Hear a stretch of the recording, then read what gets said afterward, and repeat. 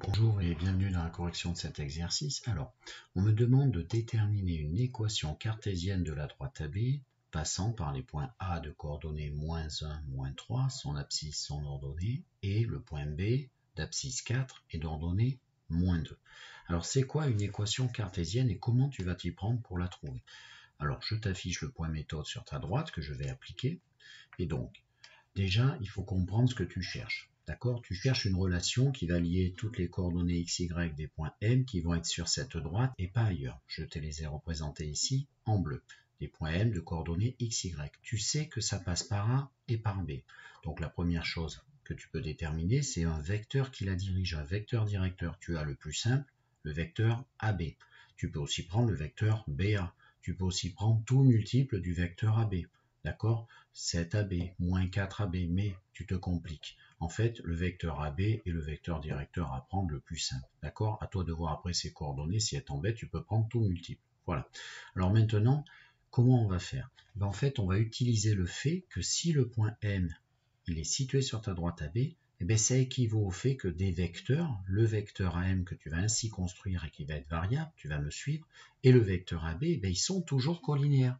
Alors regarde, je me pointe mon vecteur AM, là, alors attends, je vais changer de couleur, disons on va prendre une couleur plus visible, du marron, et donc regarde ça, si le point M il est là, regarde ici, et bien ton vecteur AM qui est ici, donc tu imagines l'extrémité ici, ma petite flèche, et bien le vecteur AM et AB, eh bien ils sont collinéaires. S'il est un peu plus loin, ils sont encore collinéaires. S'il est de l'autre côté, ils sont collinéaires, Et en fait, à chaque fois que M est sur cette droite AB, tu vas ainsi avoir un vecteur qui va être collinaire à AB.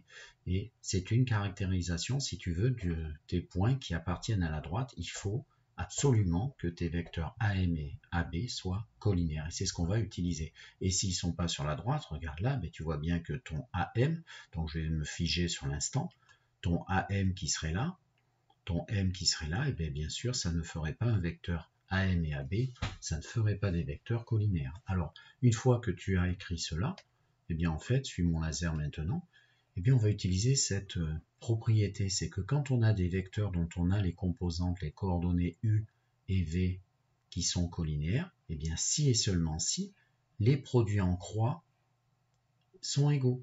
D'accord? C'est la notion de proportionnalité, c'est-à-dire que l'un est multiple de l'autre. Voilà. Alors tu as peut-être vu donc produit en croix, ça veut dire que l'abscisse de U fois l'ordonnée de celui-ci est égale à l'autre ordonnée multipliant l'abscisse. Tu as peut-être vu avec mes collègues la notion de déterminant nul, ce qui revient au même que ceci, parce qu'en fait si tu changes de membre ce produit, tu le passes de l'autre côté, ça va donner xy' moins yx', et comme il n'y a plus rien à droite, égale 0. Le déterminant des deux vecteurs est nul. Ça va te donner une égalité avec des coordonnées x et y. C'est ton équation que tu peaufineras en mettant tout dans le membre de gauche, égal à 0. Allez, c'est parti, on va faire cet exercice. Donc la première chose à faire, c'est qu'il nous faut un vecteur directeur. Donc le vecteur directeur le plus simple de la droite AB, qui la dirige, c'est le vecteur AB. Alors on va calculer ses coordonnées. Donc le vecteur AB, je te rappelle la formule xb moins xa, donc xb c'est 4, xa c'est moins 1, donc attention, 4 moins moins 1. Et du coup 4 moins moins 1, ça fait 4 plus 1, 5. Voici l'abscisse du vecteur AB. L'ordonnée du vecteur AB, yb, tu regardes à droite, c'est moins 2, et tu vas lui enlever, attention, moins 3. Donc ça fait moins 2 plus 3, et moins 2 plus 3, 1. Voilà, ça c'est ton vecteur AB qui va être vecteur directeur de la droite AB. Ensuite, tu vas utiliser ce que je t'ai marqué ici, là, dans la partie de droite. Je vais écrire que mon point M de coordonnées XY appartient à AB équivaut à mes deux vecteurs AM et AB sont collinaires. Donc c'est ce que je t'affiche. Et donc le vecteur AM, on complète. Je te rappelle qu'on met toujours ici les coordonnées du point extrémité, donc M, donc ici X, et la Y, son abscisse, son ordonnée, et on va lui soustraire les coordonnées donc du point qui est, si tu suis mon laser, qui est ici dans ce cas A. Tu aurais pu faire avec le vecteur BM aussi, comme tu veux, ça marche très bien. Donc le point A, ses coordonnées sont moins 1 et moins 3, donc je vais mettre moins 1 ici et moins 3 là.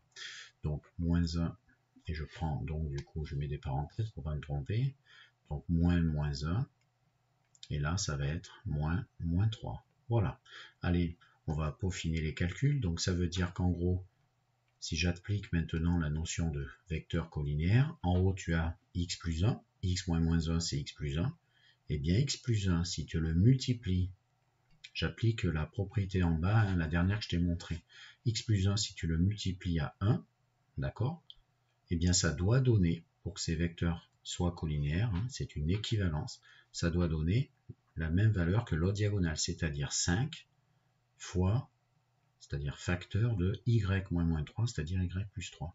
Allez, on développe tout ça, on met tout dans le membre de gauche, et donc ça va faire quoi? X plus 1 fois 1, ben, quelque chose fois 1, c'est cette quantité, donc x plus 1. Ensuite, à droite, il y a 5 qui va se distribuer avec y et 3, donc ça fait 5y plus 15, et on va tout passer dans le membre de gauche pour laisser à droite seulement égale 0. Donc du coup, par habitude, on range d'abord les x quand il y en a, les y des nombres. Donc ça fait x. Donc le 5y change de côté, moins 5y. Il y a plus 1 qui reste à gauche, mais qui est rejoint par moins 15. Donc 1 moins 15, moins 14. Voilà. Ceci est une équation cartésienne de ta droite AB. Tu n'as plus qu'à conclure, mais je vais quand même te faire une remarque. Donc c'est une parce qu'en fait, il y en a une infinité. Elles sont toutes proportionnelles. Par exemple, je te fais une remarque ici. Cette équation juste au-dessus, en fait, tu peux très bien la multiplier par n'importe quel coefficient. Si tu veux, tu peux faire fois moins 1. Moi, je dis fois moins 1 parce que si tu regardes bien, là, tu as plus, là, tu as moins, là, tu as moins. En faisant fois moins 1, je vais avoir, au lieu d'avoir deux coefficients négatifs et un positif, ça va être le contraire. Je vais avoir un négatif ici et deux positifs. C'est peut-être plus simple par rapport à ce qu'on peut en faire. Voilà. Donc, si je fais fois moins 1, ça fait moins x. Du coup, plus 5y, ça revient à changer tous les signes, plus 14 égale, et bien sûr, égale, mais 0, tu peux le multiplier par n'importe quel réel, ça fait 0. En voilà une autre, tu vois, c'en est une autre que j'ai obtenue en faisant fois moins 1. Et si tu veux faire fois 10, de celle-ci, tu en as encore une autre. Donc fois 10, allez, c'est parti, moins 10x. Alors là, tu te compliques parce que les valeurs sont beaucoup plus importantes, mais c'en est une autre. C'est pour ça qu'on dit une équation cartésienne. Plus, par contre, là, ben oui, je me suis vraiment compliqué. Mais c'était juste pour t'expliquer. Voilà, et 0 fois 10, 0. Voici encore une autre équation cartésienne. Il y en a une infinité, bien sûr. Le mieux, c'est que tu prennes la plus simple pour tes calculs. Voilà. Au revoir.